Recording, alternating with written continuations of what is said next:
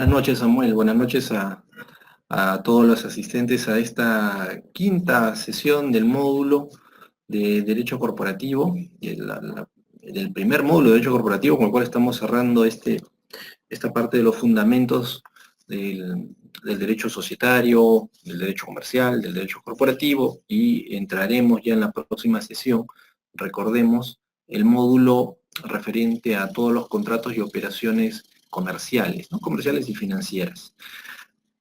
Hoy día, ¿qué nos toca abordar en la clase, en la sesión de hoy? Es cerrar todo el tema societario. Recordarán que nosotros habíamos hecho mención a que las sociedades nacen, ¿no?, y realizan muchas operaciones societarias. Aumento de capital, designación de representantes legales, cambio de gerencia, directorio, reduce el capital, aumenta el capital, se fusionan, etcétera, y hasta se extinguen, fallecen con la disolución y la liquidación. Hoy día vamos a ver estos temas, esa última parte, esa parte de la transformación, de la reorganización societaria, las fusiones, las escisiones, y también esa parte relacionada a la extinción de la empresa, al fallecimiento de la empresa. Cuando la empresa ya se finiquita, y por lo tanto, así como se constituyó, hay toda una formalidad, para efectos de su disolución y liquidación también hay otra formalidad entre tanto, ¿no?, que se tiene que cumplir en este caso. Entonces, en la sesión de hoy día quería abordar el tema de la reorganización societaria, que está más o menos, en cierta medida, ligado al tema de la modificación de los estatutos. ¿Por qué? Porque toda reorganización societaria responde necesariamente como consecuencia, como un efecto propio, una modificación estatutaria. La sociedad deja de tener el estatuto original para pasar a tener una nueva estructura, unas nuevas reglas, un nuevo reglamento interno que se llama estatuto social de la empresa. Ahora, ¿por qué estudiamos la reorganización societaria? En todas sus variantes, modalidades, ¿no?, que van desde la transformación hasta las diversas escisiones, fusiones, etc. ¿Por qué estudiamos la reorganización societaria? Primero, por un tema de una realidad económica. Las empresas no persisten en el mercado conforme se constituyeron. Las empresas, durante la etapa de existencia del mercado, lo que ocurre es que tienen que adecuarse, transformarse, reorganizarse empresarialmente para hacer frente a las nuevas exigencias del negocio, de la economía, del comercio interno, del comercio exterior. Tiene que pasar por una reorganización societaria. Y entonces la ley establece pautas muy precisas cómo debería hacerse esta reorganización societaria, cuidando los intereses de los denominados stakeholders, es decir, los grupos de interés, ¿no?, los terceros ajenos a la sociedad que tienen cierto interés, que son los acreedores, los trabajadores, etcétera, etcétera. Pero con cierta flexibilidad, porque también lo que se quiere, bajo la normativa societaria, es propiciar estas adecuaciones internas, que se llaman reorganización, para efectos de que las empresas peruanas afronten de mejor manera las exigencias del mundo moderno. Entonces no tienen que ser normas muy inflexibles, no tienen que ser normas muy rígidas, porque si no, no serían las organizaciones o se cometería el error de verse forzado a realizar una de estas operaciones que tienen cierto grado de complejidad, algunas de ellas, con el riesgo de poder incurrir en irregularidades. Y recordemos cuáles son las sanciones en los casos de sociedades irregulares. Recordemos de la primera sesión que el tema de la sociedad irregular es que los socios van a pasar a responder de manera solidaria, personal e ilimitada por las deudas de la empresa. Entonces es una situación bastante indeseable. Entonces, la Ley General de Sociedades regula ya eso, en el artículo 333 en adelante. Una de las primeras de las primeras modalidades de reorganización societaria es la denominada transformación, que justo lo regula en el artículo 333. ¿Y qué es en sí la transformación? ¿Para qué existe? ¿Para qué casos es que se está regulando el tema de la transformación societaria? Regula el supuesto en donde involucra una modificación de estatutos, sí, es una modificación de estatutos, pero en donde la empresa advierte que su estructura societaria ya no es la correcta, ya no es la ideal, ya no es la deseada, y deciden, como su propio nombre lo dice, hacer un procedimiento de transformación, de cambiar de estructura societaria. Éramos una sociedad anónima. Ahora vemos que no nos gusta un poco la forma en que estamos llevando a cabo los negocios bajo una figura de sociedad anónima, porque no se permite el aporte de servicios en una sociedad anónima, recordemos eso. Entonces queremos pasar a una sociedad civil donde sí se permite el aporte de servicios. ¿Qué es lo que tenemos que hacer? Transformarnos, hacer una transformación societaria. Acordar en Junta General de Accionistas la aprobación de la transformación societaria en una nueva estructura, una sociedad civil, por ejemplo, aprobando los nuevos estatutos y cumpliendo con el principio de publicidad. Es decir, dado que esta transformación podría afectar a terceros, tanto acreedores como de repente accionistas, lo que se puede hacer, podría hacer en este caso es cumplir, como corresponde legalmente, a publicitar el acuerdo, esperando 30 días de ley desde la publicación de estos avisos, que vamos a explicar el procedimiento, a efectos de que un acreedor se apersone y se oponga, por ejemplo. Ahora, ¿dónde es que la norma tiene más cuidado? Es en aquellas estructuras societarias en donde de repente los socios responden de manera subsidiaria, ¿no? Como una sociedad colectiva, por ejemplo, y deciden transformarse a una plena sociedad mercantil en donde existe responsabilidad patrimonial limitada. Entonces los acreedores dicen, antes yo podía cobrarle a la sociedad y subsidiariamente a los socios. Hoy en día ya no voy a poder cobrarle a los socios porque se han transformado en una sociedad anónima. Eso me afecta. Y por lo tanto, yo estaría legitimado como acreedor para oponerme y solicitar al juez que se me otorgue garantías respecto a mi crédito, caso contrario no procedería a la transformación. Efectivamente, como hay acreedores que pueden verse perjudicados, es que hay que cumplir con la publicidad. Recordemos dónde se hace la publicidad. Se hace en el Diario Oficial Peruano y en otro diario de mayor circulación en Lima y Callao, si es que la sociedad tiene como domicilio social Lima o el Callao. Si tiene como domicilio social una localidad distinta a Lima y Callao, como puede ser Cusco, puede ser Iquitos, puede ser Trujillo, puede ser Tumbes o Tacna,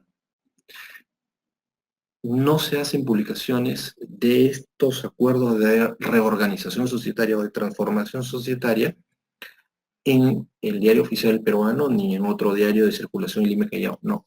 Se hace la publicación únicamente en el diario encargado de la inserción de los avisos judiciales de esa localidad, del domicilio social. ¿Okay? Entonces, eso es una transformación. Es el acuerdo adoptado válidamente con las mayorías de ley por parte de los socios, en donde deciden transformar la forma societaria, aprobando nuevos estatutos conforme a la nueva forma societaria y estableciendo el cumplimiento de la publicidad correspondiente a efectos que terceros que pudieran considerarse afectados presenten las oposiciones de ley, en este caso. ¿Okay? Esa forma de reorganización se llama transformación. Cambia de una estructura societaria. ¿Esta transformación involucra el cambio de la personalidad jurídica? No. Las transformaciones no involucran el cambio de la personalidad jurídica. La empresa sigue siendo la misma. Lo único que ha cambiado es su ropaje societario. pero la empresa sigue teniendo las mismas obligaciones, sigue teniendo los mismos representantes, sigue teniendo el mismo patrimonio, sigue teniendo las mismas obligaciones, las mismas deudas, sigue teniendo el mismo RUC, sigue teniendo la misma partida registral y sigue teniendo los mismos derechos, licencias, permisos. No ha cambiado absolutamente nada. Es la misma persona jurídica, solo que con un distinto ropaje. Eso es una transformación. Ahora, no es la única manera en que se modifican los estatutos con un tema de transformación societaria, sino también se modifican los estatutos producto de otra reorganización societaria, de las propiamente denominadas reorganizaciones, como es, por ejemplo, el caso de la fusión. ¿Qué es la fusión? La fusión es un procedimiento societario, es decir, acordado de manera competente por la Junta General de Accionistas, órgano máximo que regula los titulares del negocio, en donde deciden unirse a otra compañía existente, a efectos de absorber a esa compañía con la cual se están uniendo, o a efectos de conformar una nueva compañía con la cual se están fusionando, o alguna modalidad un poco variable. Miren, la fusión es la unión de dos empresas o más. Entonces, dos empresas que tienen personería jurídica propia, tienen autonomía jurídica propia, tienen patrimonio propio, deciden formar una sola empresa. Dos empresas o más. Para hacer un ejemplo práctico, dos empresas. Dos empresas autónomas e independientes deciden unirse para formar una sola. ¿Qué involucra todo ese procedimiento? Un aumento del capital social y por lo tanto modificación de los estatutos, como se ve. Involucra consolidar operaciones, obligaciones, contratos, planilla, ¿no? Y de repente tomar la decisión de, producto de esta fusión, extinguir a la empresa A o a la empresa B, extinguir a una empresa que es absorbida. O por el contrario, deciden extinguir a ambas empresas, creando una nueva compañía, producto de la unión de las empresas que se están fusionando.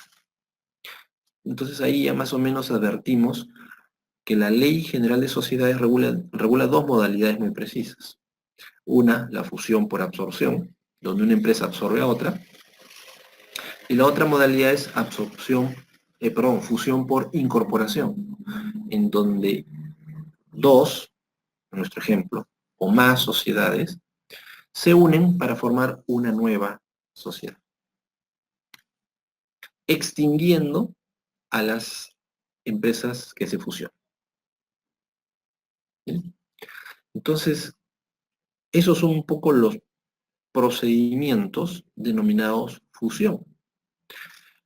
Permite una incorporación, lo que significa crear una nueva empresa, o permite una absorción, lo que significa que una empresa absorba a la otra. Ahora, en la práctica legal, no necesariamente la empresa más grande absorbe a la más pequeña. No necesariamente la empresa que factura más absorbe a la que factura menos. No necesariamente la empresa que tiene más deuda o menos deuda absorbe a la otra que tiene más o menos deuda. O sea, no va por ahí. Los criterios en la práctica, los empresarios deciden tema de fusión por muchas estrategias comerciales que van desde simplemente centralizar propiedades o centralizar la contabilidad, aprovechar cierto planeamiento tributario para efectos de depreciación de algunos bienes, ¿no? Considerar ciertos gastos o costos para efectos tributarios. Antiguamente se usaba mucho para el tema de arrastrar pérdidas. Hoy en día ya esto tiene bastantes restricciones, pero de todas maneras no hay una regla en la práctica para decir ¿qué empresa absorbe a la otra?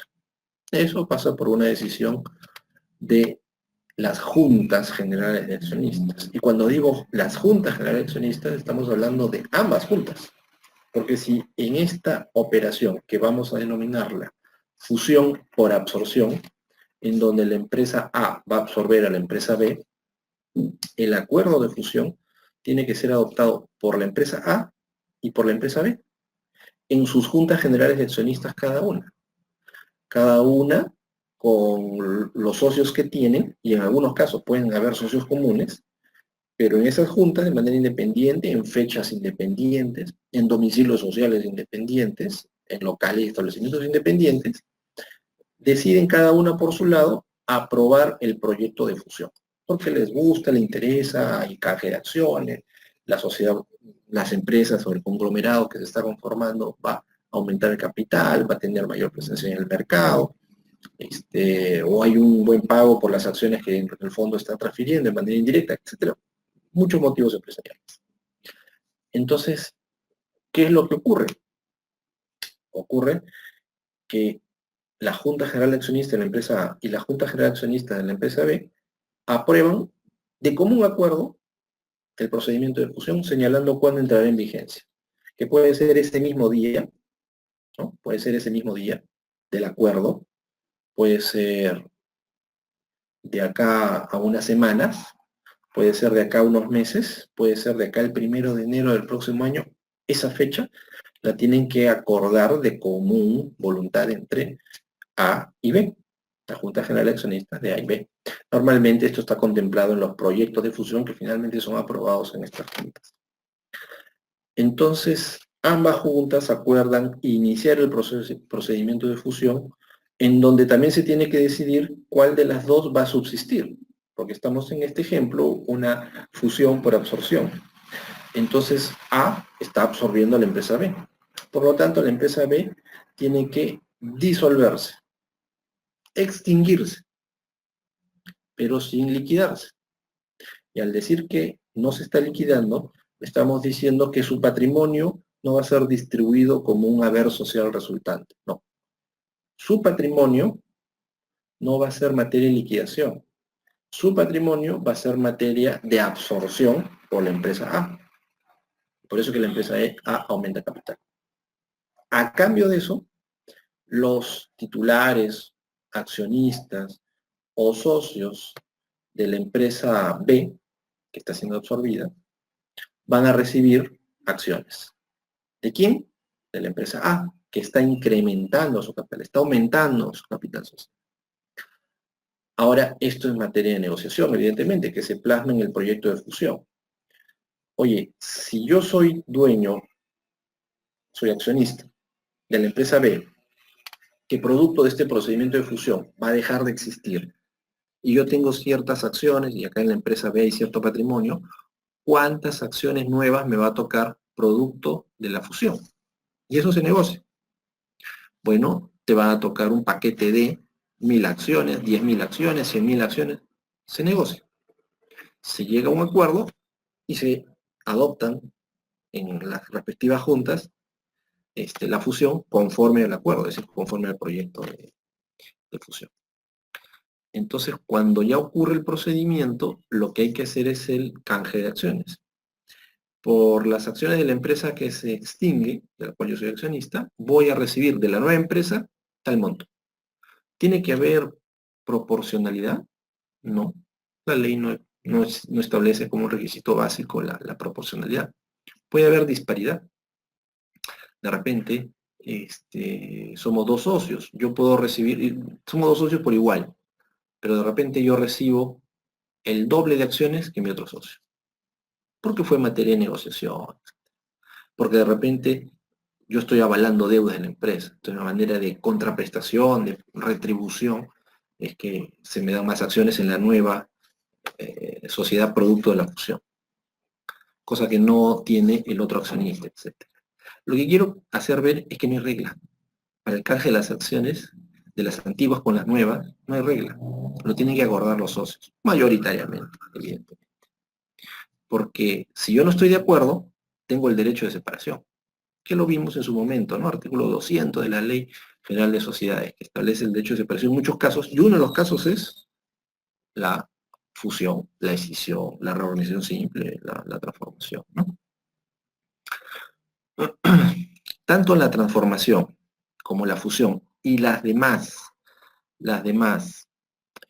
formas de reorganización societaria tienen que cumplir con el principio de publicidad.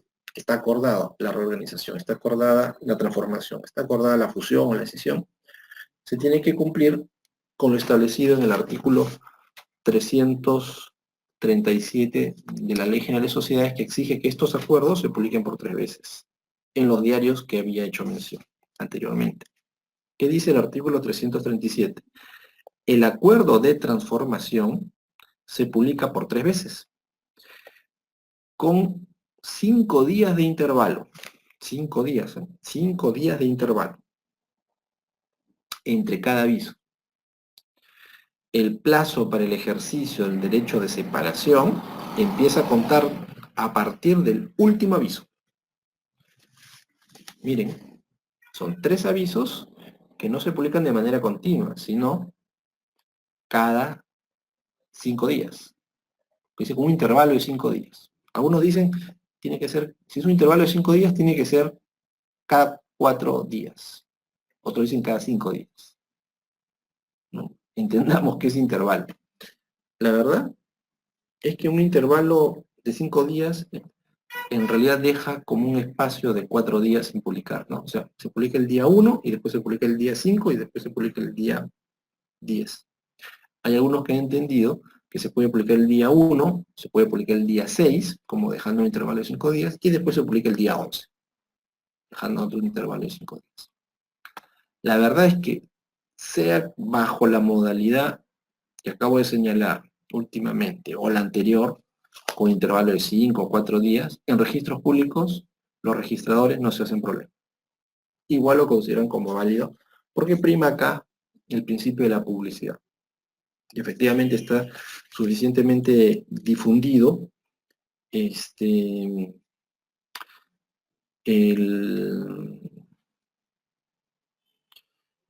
está suficientemente difundido el acuerdo de transformación o el acuerdo de fusión, por ejemplo, que también está en el artículo 355, casi con el mismo tenor. El artículo 355 de la Ley General de Sociedades señala que cada uno de los acuerdos de fusión se publica por 3 veces, con 5 días de intervalo. Cada uno de los acuerdos de fusión se refiere a los acuerdos de cada una de las empresas. Los avisos podrán publicarse en forma independiente o en forma conjunta por las sociedades participantes. El plazo de ejercicio del derecho de separación empieza a computarse a partir del último aviso de la correspondiente sociedad. Por si acaso, acá el plazo de separación es de 10 días, ¿no? Es un plazo más breve. Por favor, como ya les había explicado Samuel, si es que hubiera alguna duda o una inquietud, pueden formular sus preguntas sobre estos temas que estamos tocando, ya sea por la vía escrita, o si desean, lo pueden hacer vía voz, vía audio.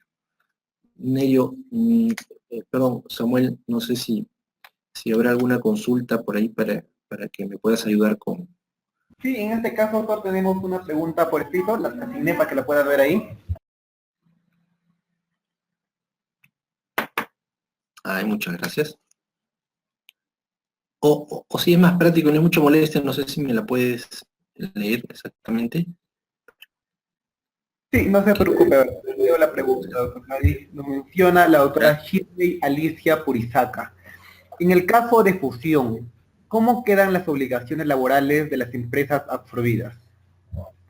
Ok, muchas gracias, Samuel. Muy buena pregunta. Como habíamos señalado en los procedimientos de transformación y reorganización societaria, se mantiene la misma personería jurídica. La misma personería jurídica. No ha cambiado de personería jurídica, sigue siendo la misma empresa. De tal manera que se trasladan las obligaciones y derechos existentes antes de la transformación o antes de la fusión. Lo que significa que tanto antes o después de la transformación o de la fusión, los derechos y obligaciones de cada una de las empresas participantes es la misma, no varía. Entonces, yendo a la pregunta directamente que habla sobre el caso de la fusión.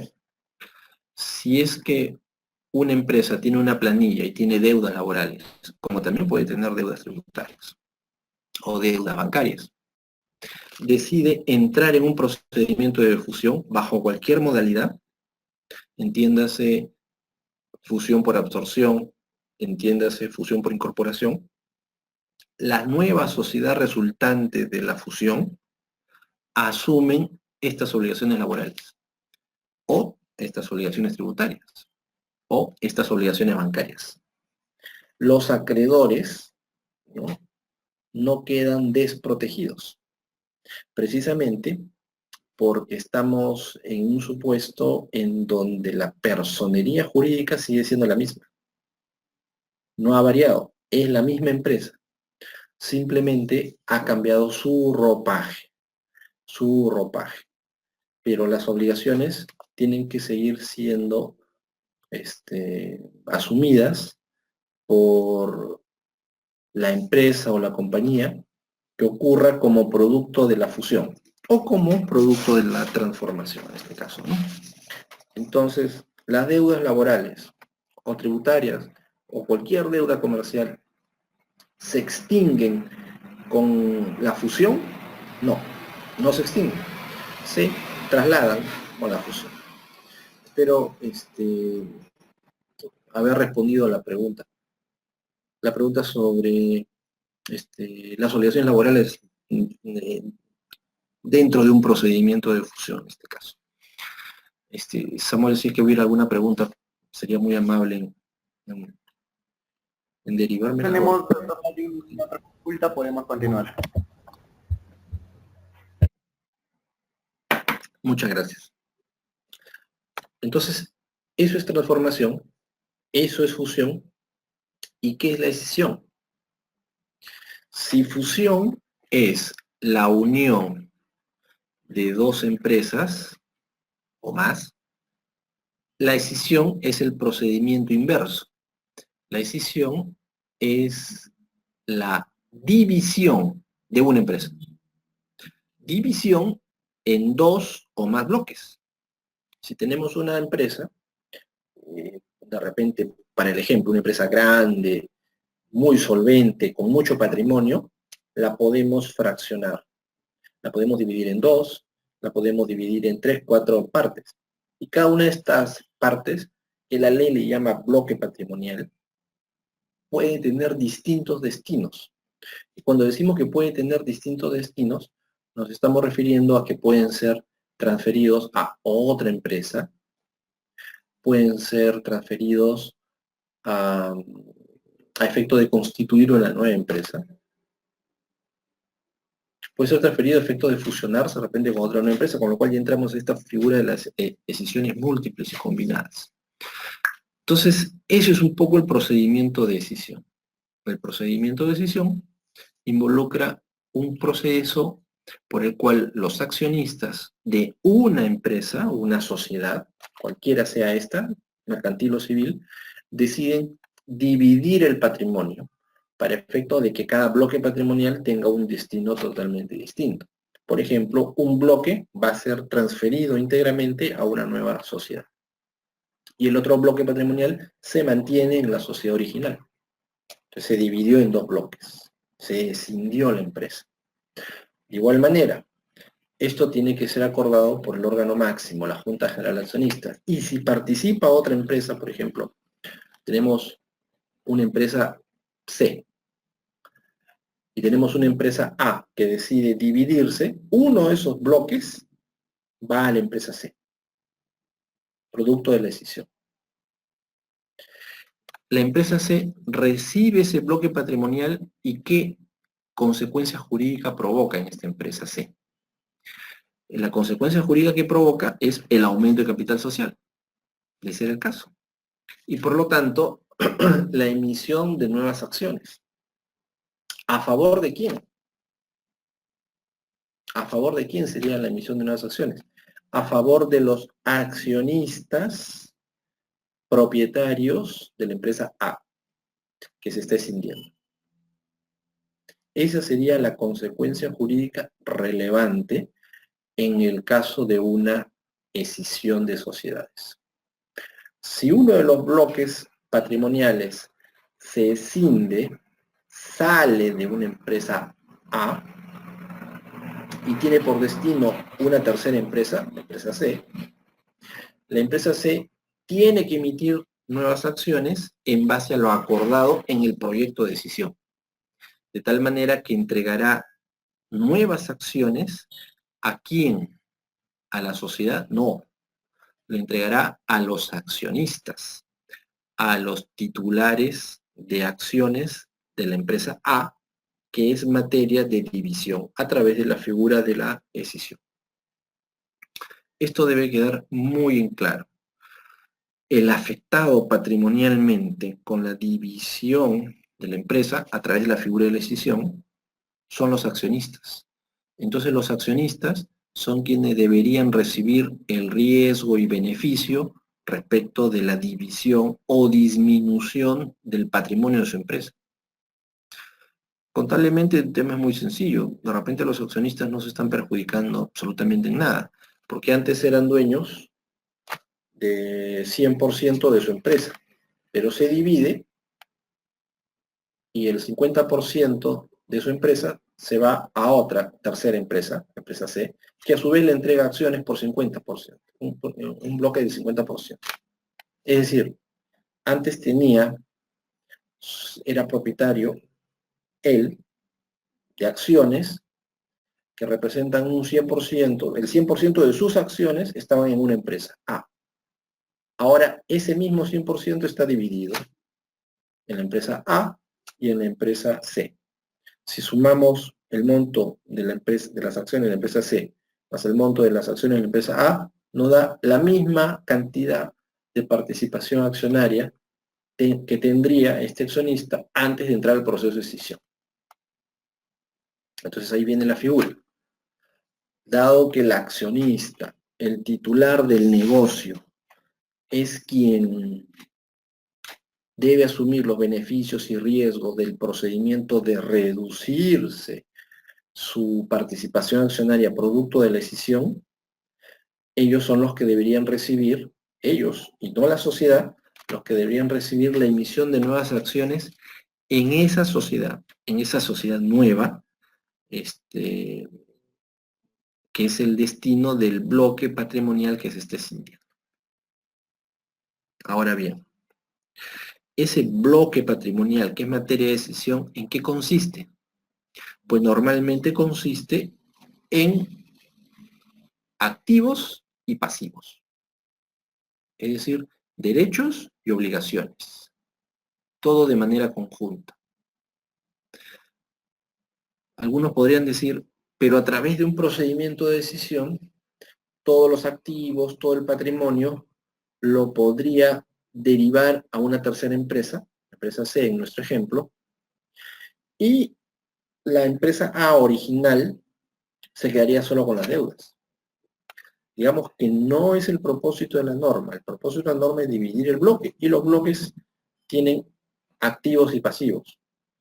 Más bien el quedarse solo con los pasivos sería un supuesto de simulación que podría verse afectado por normas de carácter civil que atacan el tema de la simulación para efecto de eludir las obligaciones, pero en la práctica también resulta bastante difícil y complicado. Si yo tengo un inmueble, el inmueble de donde funciona la empresa, que está hipotecada, está en hipoteca, tiene una hipoteca, y yo decido el inmueble aportarlo a una empresa C,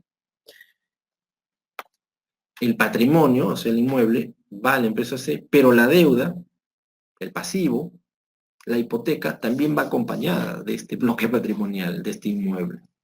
Entonces, en la práctica eso a veces resulta un poco complicado de tratar de eludir obligaciones a través de la figura de la escisión.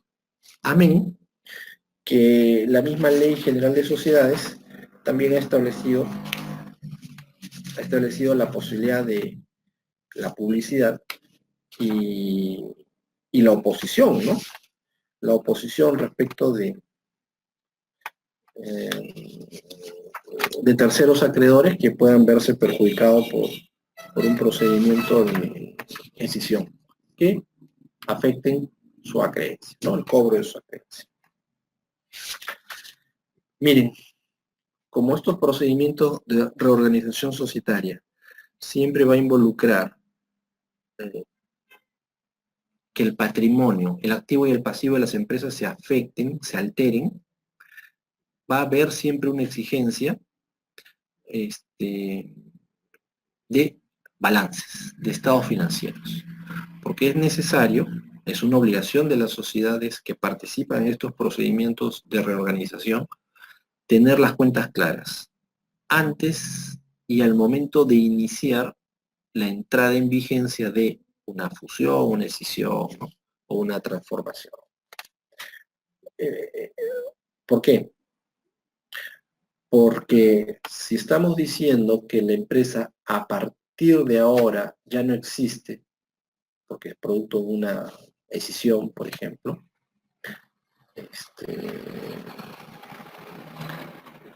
y se está señalando una fecha en común en donde va a surtir efecto esta decisión, el acreedor lo que va a buscar es dónde voy a realizar mi cobranza. ¿La voy a realizar en la empresa original, que de repente tiene ahora un patrimonio disminuido, o mi acreencia ha sido transferida a la nueva empresa, a la empresa C, a la tercera empresa? Entonces, para tener datos ciertos sobre esta situación, la norma societaria exige la elaboración de un balance de cierre o de inicio de operaciones. Es decir, se hace un balance, si mañana entra en vigencia la reorganización, puede ser la fusión o la escisión, si mañana entra en vigencia, hoy día se hace un balance de cierre indicando cuáles son las obligaciones y derechos que tiene la empresa que está entrando, que está iniciando un proceso de reorganización. Entonces, de esta manera es que se puede llegar a determinar cuál es la situación respecto de estas obligaciones. Que la deuda estaba presente antes de que se produzca la reorganización societaria o surta efecto la reorganización societaria. Estos balances son documentos muy importantes porque quienes tienen que recibir los destinatarios de este documento financiero son los accionistas. Los accionistas, al momento de entrar en vigencia la reorganización societaria, tienen que recibir copia de estos balances para enterarse sobre lo que están recibiendo. Uno dirá, por ejemplo, la fusión del bloque que uno está recibiendo. Respecto de patrimonio, activos, pasivos, obligaciones, carga laboral, ¿no? Multas tributarias, pagarés, fianzas, hipotecas, avales, ¿no? Cuentas por cobrar. Es decir, uno quiere saber realmente lo que viene en el bloque. Entonces, al elaborarse estos balances, el primer destinatario de estos balances deben ser los accionistas. Los accionistas deben revisar, deben empaparse y en base a eso tomar ciertas decisiones como asumir las obligaciones. Por ejemplo, ¿qué vienen producto de la anterior empresa, la anterior sociedad, que puede haberse extinguido o puede haberse dividido por efecto de la decisión, etcétera, etcétera?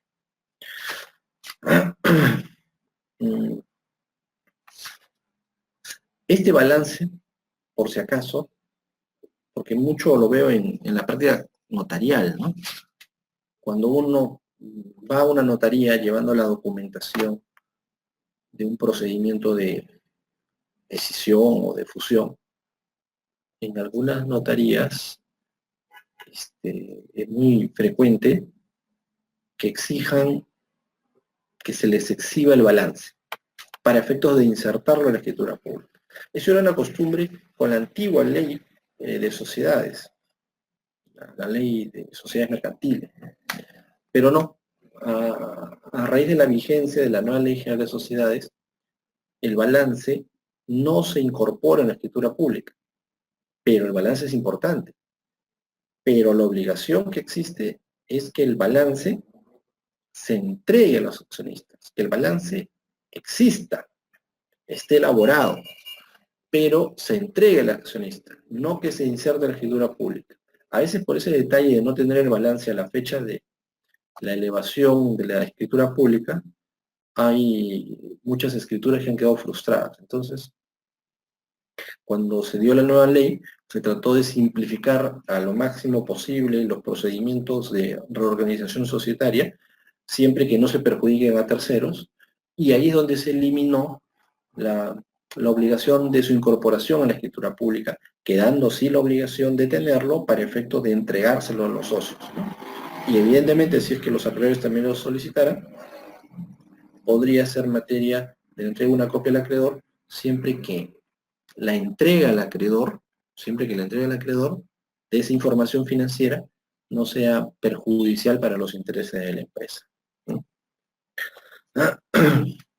Si que hubiera alguna pregunta sobre la decisión, yo encantado de poder absolverla. Si no, nos vamos para la figura de la reorganización simple.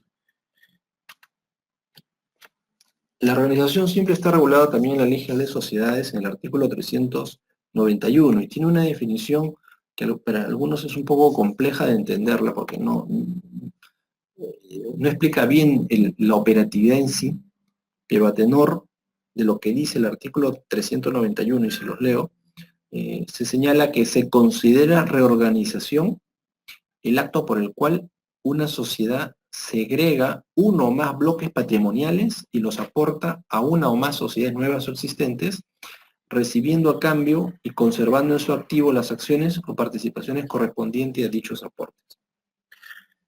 Es importante establecer el distingo entre escisión y reorganización simple.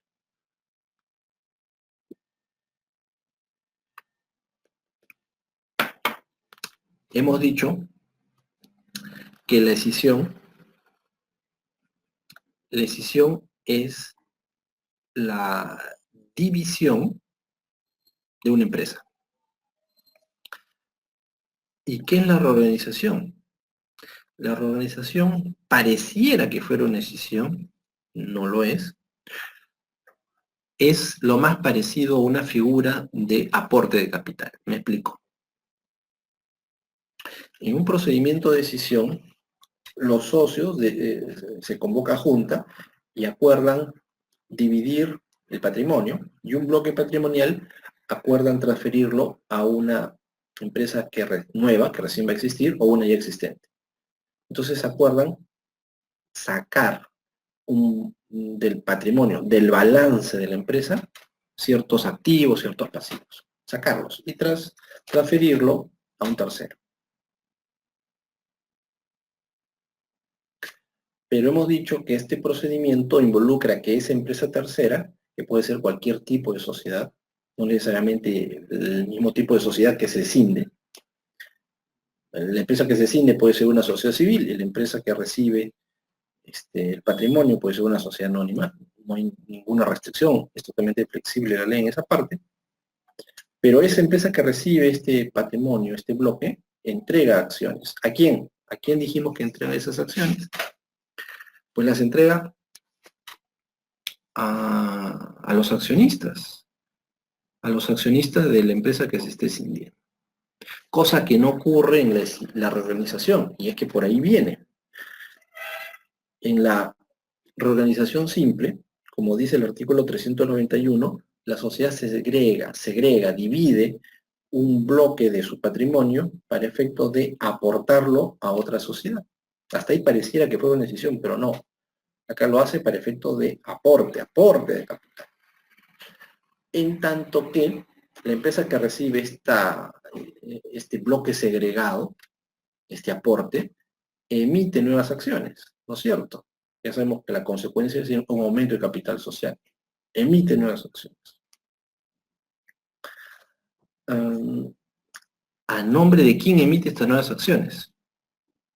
a nombre de los socios de la empresa que está realizando la reorganización simple. No. Se hace a nombre de la misma sociedad que se está reorganizando. La sociedad que se está reorganizando es quien realiza este aporte patrimonial a una tercera empresa, y esta tercera empresa a cambio le emite a esta sociedad que se está reorganizando acciones. De tal manera que estas nuevas acciones se incorporarán a su balance, se incorporarán al patrimonio de la empresa. No se van a incorporar al patrimonio de los accionistas, como ocurrió en la escisión. En este caso, esas nuevas acciones serán a nombre de la misma sociedad materia de reorganización. ¿Qué es lo que está ocurriendo acá? Acá está ocurriendo no más que una simple operación, porque la empresa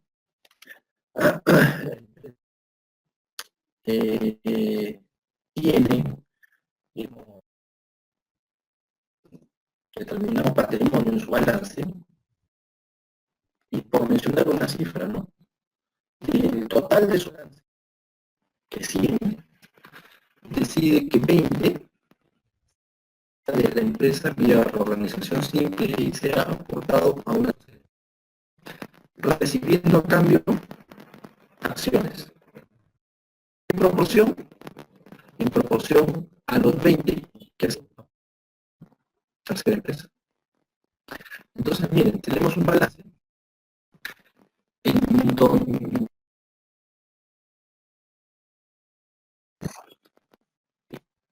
tenemos un balance de 20 ha sido aportado a una tercera empresa, quedando 80 en la empresa, recibiendo a cambio esos mismos 20 pero en acciones. Entonces la empresa, mediante una reorganización societaria, es la misma, tanto antes como después de la reorganización societaria. Porque si antes, después de la reorganización, vuelve a tener 100. Que extrajo 20 para el efecto de aportarlo, pero como producto de ese aporte. Entonces tiene un total 100. Ni mejor ni peor. Y en ese sentido, también los accionistas, sociedad que se está reorganizando, está en una situación de, porque el balance sigue reflejando siempre ha tenido esta sociedad, ¿no? Espero que redondee la idea de cómo es este procedimiento de una organización simple. Por favor, Samuel, si es que puedes canalizar la pregunta, yo encantado de responder. Sí, perfecto, doctor Vladi.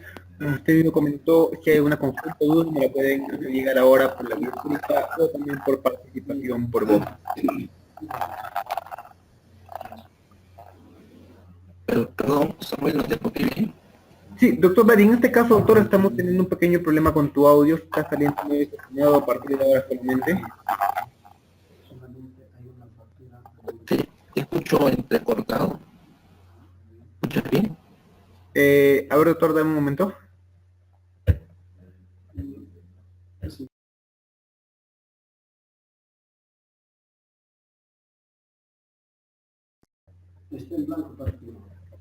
Doctor Vladi, ¿me lo va a escuchar ahora sí?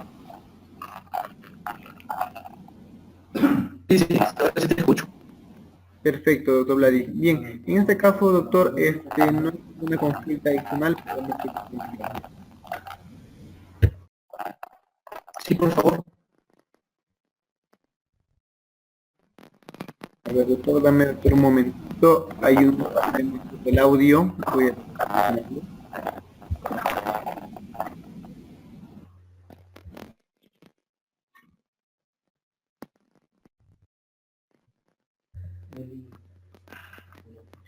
Doctor Vladi, ahora sí me lo escucha bien.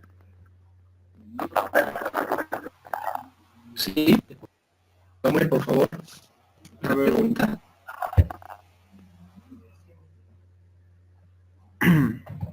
Bien, en este caso no tenemos ninguna consulta adicional, podemos seguir con la clase. Ok. No, no hay preguntas. Voy a continuar, por favor.